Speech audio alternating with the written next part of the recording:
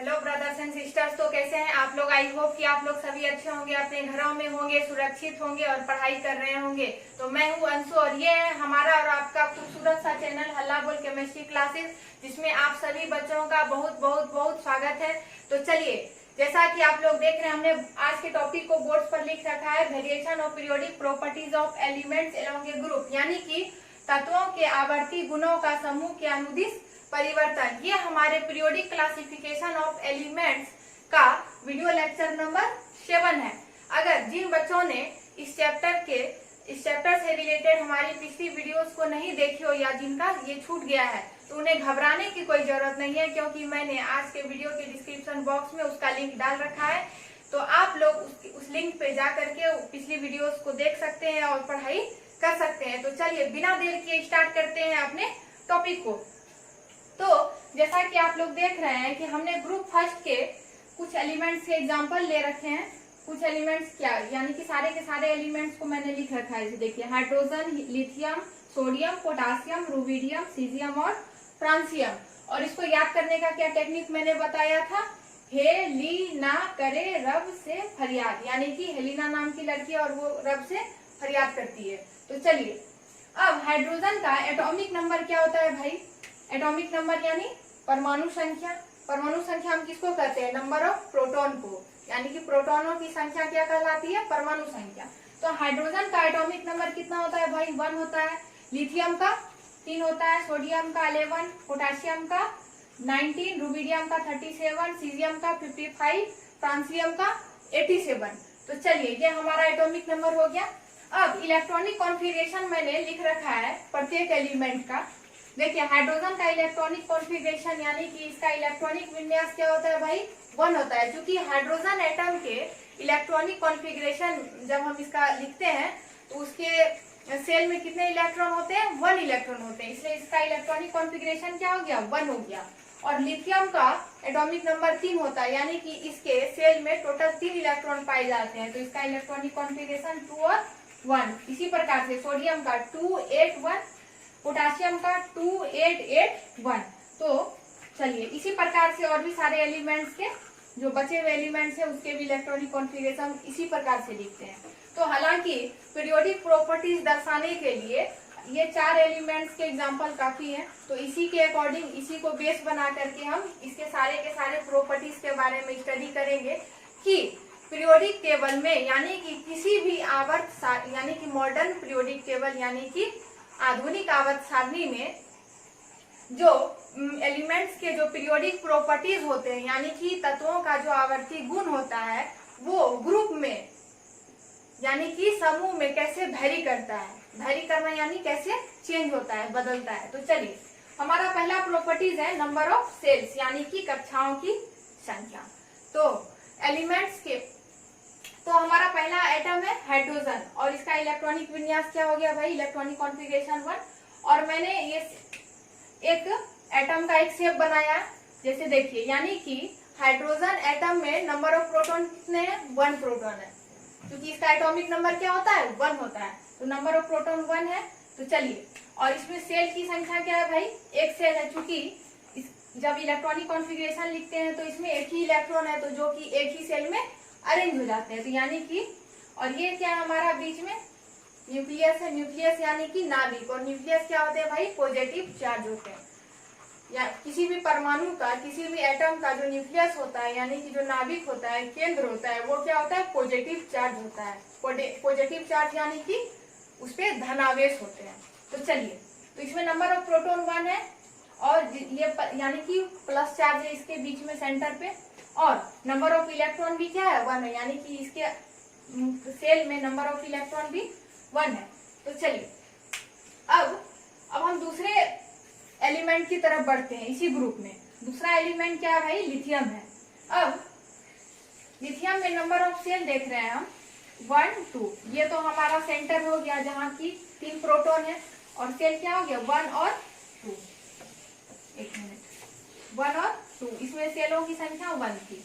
अब हम सोडियम की बात करते हैं। इसमें देखिए, नंबर ऑफ सेल्स, कितने सेल में इलेक्ट्रॉन बटे हैं, 1, 2, 3, यानी 3 सेल में, 1, 2 और 3। इसमें 3 सेल है। अब हम पोटाशियम की बात करते हैं। इसमें इलेक्ट्रॉन कितने सेलों में बटे हैं भाई? 2 8 8 1, यानी कि टोटल 4 सेल में बटे हैं, यानी कि 1 2 3 और 4।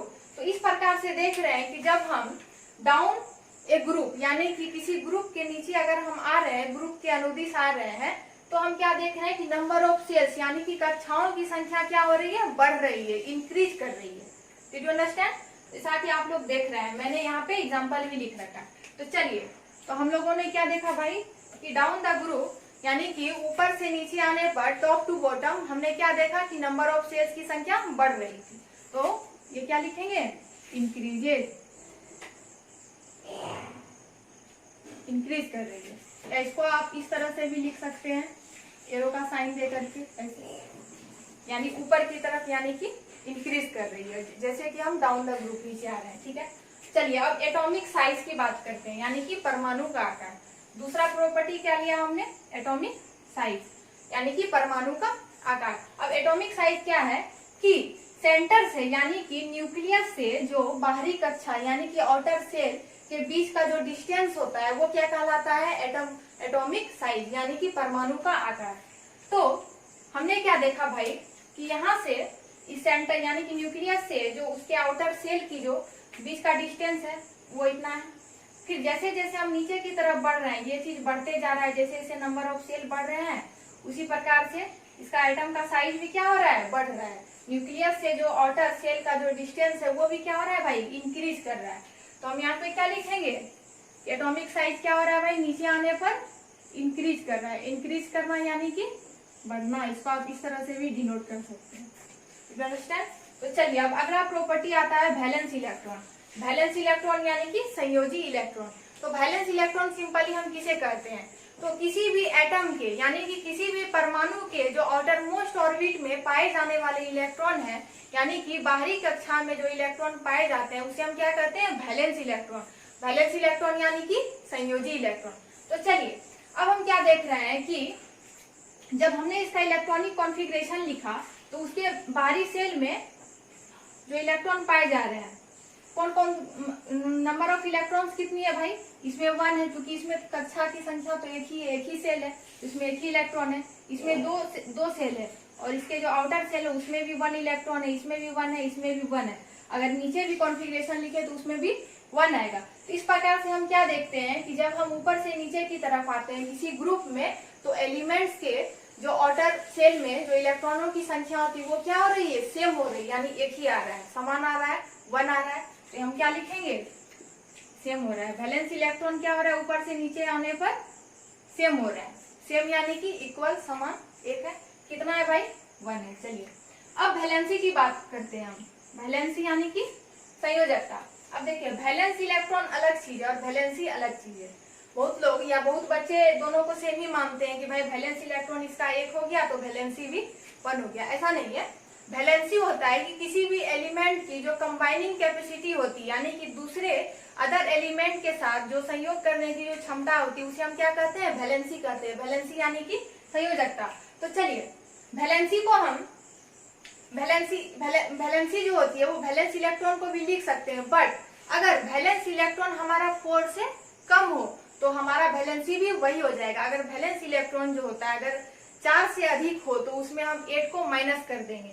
किसको माइनस करेंगे? जो आउटर सेल में जो पाए जाने वाले इलेक्ट्रॉन है उसको हम 8 से माइनस कर देंगे। कब? जब वैलेंस इलेक्ट्रॉन जब 4 से अधिक हो जाए। तो चलिए, अब हमारा जो वैलेंस इलेक्ट्रॉन है, यानी कि आउटर सेल का इलेक्ट्रॉन जो है वो क्या है? 1 है, यानी कि 1 है, 4 से तो कम है, तो हमारा वैलेंसी भी क्या हो जाएगा भाई? 1 हो जाएगा। और चूंकि ये फर्स्ट ग्रुप के एलिमेंट्स है तो ये क्या हो जाएंगे? पॉजिटिव हो जाएंगे, +1। इसका वैलेंसी क्या हो जाएगी भाई? +1 हो जाएगी। ठीक है, और वैलेंसी भी क्या है इसकी? सेम है। वैलेंसी भी क्या है इसकी? सेम। चलिए, फर्स्ट ग्रुप की बात कर रहे हैं। अब पांचवा जो प्रॉपर्टी आता है वो क्या आता है? आयोनाइजेशन पोटेंशियल, यानी कि आयनन ऊर्जा।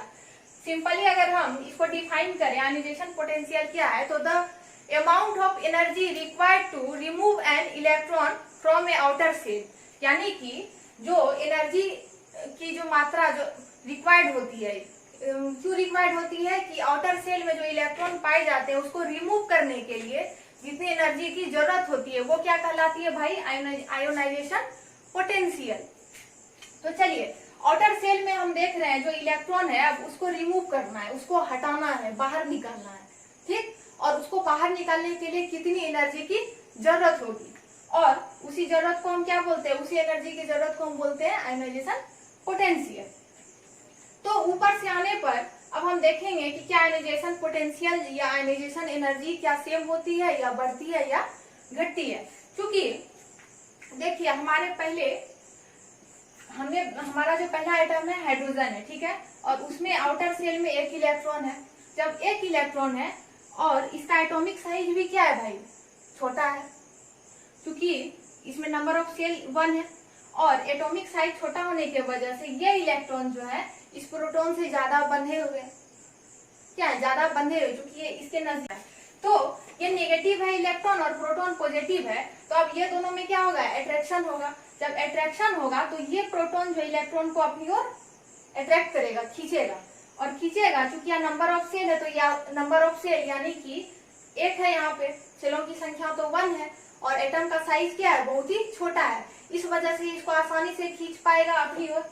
तो जब इसको खींच लेगा तो ये इलेक्ट्रॉन क्या होगा, रिमूव करना इम्पॉसिबल हो जाएगा, यानी कि ये इलेक्ट्रॉन जो बाहरी इलेक्ट्रॉन है इसको रिमूव करना क्या हो जाएगा, इम्पॉसिबल होगा। क्यों इम्पॉसिबल होगा भाई, ये इस प्रोटॉन से ज्यादा बंधा होगा, अधिक फोर्स के साथ बंधा होगा। अब हम आगे बढ़ेंगे तो जैसे जैसे सेल की संख्या बढ़ रही है तो ये इलेक्ट्रॉन जो है ये प्रोटॉन से काफी दूर होते जा रहे हैं, क्योंकि नंबर ऑफ सेल बढ़ रहा है, एटम का साइज बढ़ रहा है। एटम का साइज बढ़ रहा है तो इसके बीच का जो अट्रैक्शन होगा वो भी क्या होगा, कम हो जाएगा, क्योंकि दूरी बढ़ रही है ना, पॉजिटिव और निगेटिव चार्ज के बीच का डिस्टेंस बढ़ रहा है, तो दोनों के बीच का क्या होगा, अट्रैक्शन वो घटेगा। जब अट्रैक्शन घटेगा तो इस इलेक्ट्रॉन को हम आसानी से रिमूव कर पाएंगे, यानी कि इस कक्षा से हम इस इलेक्ट्रॉन को आसानी से निकाल पाएंगे एनर्जी दे करके। अब हम तीसरे, जैसे नीचे की तरफ आ रहे हैं तो सेल की संख्या और बढ़ती जा रही है, फिर इसको और रिमूव करना और आसान हो जाएगा, क्योंकि इलेक्ट्रॉनों की जो इलेक्ट्रॉन होंगे वो परमाणु के साथ, प्रोटॉन के साथ जो उसका जो अट्रैक्शन फोर्स होगा वो क्या हो जाएगा, घटते जाएगा, तो हम उसको इजी वे में रिमूव कर पाएंगे। तो चलिए, तो जब हम इसको आसानी से रिमूव करेंगे तो एनर्जी भी क्या होगा, मेरा कम खर्च होगा। अगर हम देखिए आपको बताते हैं, जैसे कि यहाँ से अगर इसका डिस्टेंस बढ़ गया, ठीक है, डिस्टेंस बढ़ा तो अट्रैक्शन भी क्या हो गया, घटा। जब अट्रैक्शन घटा तो अब इसको बाहर निकालने के लिए, इस इलेक्ट्रॉन को बाहर निकालने के लिए हमें क्या होगा, कम एनर्जी की जरूरत पड़ेगी, यानी कि कम से कम एनर्जी में ये इलेक्ट्रॉन बाहर की तरफ निकाल लेंगे हम। और यहाँ पे हमको एनर्जी ज्यादा लगाना पड़ेगा भाई, क्यों लगाना पड़ेगा, क्योंकि ये जो है इस प्रोटॉन के साथ पूरा फोर्स से बंधा हुआ है, तो यहाँ ज्यादा जरूरत होगा। फिर यहाँ पे क्या होगा, थोड़ा कम जरूरत होगा, क्योंकि सेल की संख्या बढ़ रही है। फिर यहाँ भी उससे कम होगा, यहाँ भी उससे कम होगा। तो इस प्रकार से हम क्या देख रहे हैं कि आयोनाइजेशन एनर्जी जो होता है एलोंग ए ग्रुप, वो क्या होता है भाई, वो क्या होता है, घटता है। आयोनाइजेशन एनर्जी क्या हो रहा है, डिक्रीज कर रहा है, डिक्रीजेज, यानी कि घट रहा है। इसको हम इस तरह से भी डिनोट कर सकते हैं। तो चलिए, ये हमारा 5वां प्रॉपर्टी था। अब 6ठे प्रॉपर्टी पे आते हैं, इलेक्ट्रॉन एफिनिटी। इलेक्ट्रॉन एफिनिटी यानी कि इलेक्ट्रॉन बंधुता, यानी कि इलेक्ट्रॉन को बांधने की क्षमता। इलेक्ट्रॉन एफिनिटी या सिंपल वे में हम इसे कहें तो एक्सेप्ट करना, एक्सेप्ट करना, एक्सेप्ट करना। एफिनिटी यानी कि पैशन, चाहत, लव, यानी कि इलेक्ट्रॉन को एक्सेप्ट करने का जो पैशन होता है, यानी कि किसी भी एटम में जो बाहरी इलेक्ट्रॉन है उसको हम कैसे एक्सेप्ट करें, वो क्या कहलाती है, इलेक्ट्रॉन एफिनिटी। तो चलिए, अब हम देख रहे हैं कि इलेक्ट्रॉन एफिनिटी कैसे वेरी कर रही है। देखिए, ये हमारा पहला आइटम है हाइड्रोजन। अब इसमें नंबर ऑफ सेल 1 है और इसका एटॉमिक साइज भी क्या है, छोटा है, सबसे छोटा है ये इस ग्रुप का। तो चलिए, अब किसी बाहरी इलेक्ट्रॉन को एक्सेप्ट करवाते हैं। जब कोई बाहरी इलेक्ट्रॉन को एक्सेप्ट कराते हैं, जब कोई बाहरी इलेक्ट्रॉन आता है इसके अंदर, तो ये क्या करेगा भाई, आसानी से इसको खींच लेगा अपनी ओर। खींचेगा कि नहीं, क्योंकि ये तो इसके काफी नजदीक है, इसका डिस्टेंस क्या है, बहुत ही कम है, तो ये आसानी से उसको खींच लेगा, एक्सेप्ट करेगा। और एक्सेप्ट करने के बाद क्या करेगा भाई, ये ज्यादा से ज्यादा एनर्जी क्या करेगा, रिलीज करेगा। क्यों करेगा, क्योंकि ये तो बहुत ही खुश हो जाएगा। खुश क्यों होगा, क्योंकि ये इलेक्ट्रॉन इसके काफी नजदीक होगा, तो इसको तो आसानी होगी खींचने में, ये आसानी से खींच लेगा उसको अपनी तरफ, और क्या हो जाएगा, बहुत ही खुश हो जाएगा। और खुश होने के बाद क्या होगा, ये बहुत ही ज्यादा एनर्जी को रिलीज करेगा। अब हम दूसरे एटम की ओर बढ़ते हैं। अब हम किसी बाहरी इलेक्ट्रॉन को इसे क्या कराते हैं, एक्सेप्ट करवाते हैं, किसके थ्रू, इस प्रोटॉन के थ्रू। जब ये क्या करेगा, क्योंकि यहाँ नंबर ऑफ सेल तो बढ़ने लगा, नंबर ऑफ सेल बढ़ रहा है, तो अब इसके बीच का अट्रैक्शन भी क्या होगा भाई, कम होने लगेगा। जब कम होगा तो ये इलेक्ट्रॉन को इसे एक्सेप्ट करने में क्या होगा, थोड़ा कठिनाई होगा। तो जब कठिनाई होगी तो ये एनर्जी क्या करेगा, जो एनर्जी रिलीज करेगा वो क्या होगा, उसकी संख्या उसका जो अमाउंट होगा वो क्या होगा, कम हो जाएगा। यू अंडरस्टैंड, क्योंकि ये इलेक्ट्रॉन को आसानी से खींच ही नहीं पाएगा अपनी ओर, तो कम एनर्जी को रिलीज करेगा। उसी प्रकार जैसे जैसे ये नीचे नंबर ऑफ सेल्स बढ़ते जाएंगे और ये बाहरी इलेक्ट्रॉन के बीच का जो अट्रैक्शन वो घटते जाएगा, इसलिए उसको क्या होगी, एक्सेप्ट करने में परेशानी होगी। तो परेशानी होगी तो इसमें क्या होगा, वो कम एनर्जी रिलीज करेगा। इसका मतलब क्या है कि इलेक्ट्रॉन एफिनिटी क्या होगी, वो डिक्रीज करने लगेगी। क्या होगी, डिक्रीज करने लगेगी। अब इसको हम इस तरह से भी नोट कर सकते हैं। तो चलिए अब बात आती है इलेक्ट्रॉन निगेटिविटी की, यानी कि विद्युत ऋणात्मकता। अब बहुत सारे लोग इलेक्ट्रॉन एफिनिटी और इलेक्ट्रॉन निगेटिविटी दोनों को एक ही टर्म मानते हैं, हालांकि एक टर्म है नहीं, क्योंकि इलेक्ट्रॉन एफिनिटी का मतलब होता है एक्सेप्ट करना और इलेक्ट्रॉन निगेटिविटी का मतलब होता है अट्रैक्ट करना। क्योंकि ये अट्रैक्ट करता है और ये क्या करता है भाई, एक्सेप्ट करता है इलेक्ट्रॉन को अपनी ओर, अपने ऑर्बिट में, अपने सेल में उसको ले लेता है, गेन कर लेता है, लेकिन ये केवल अट्रैक्ट करता है।